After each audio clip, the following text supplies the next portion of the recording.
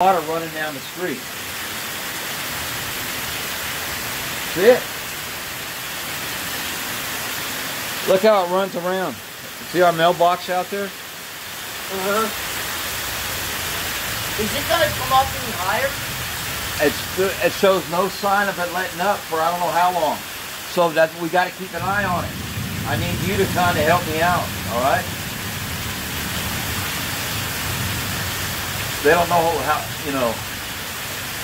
Right now it's training. It's just coming up off the Gulf.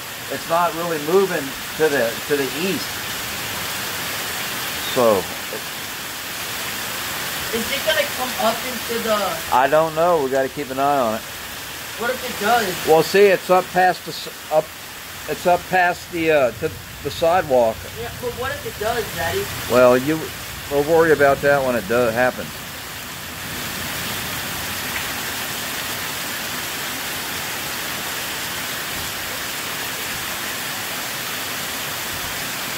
Tropical Storm Harvey downgraded from Category 4 Hurricane Harvey. Day 2.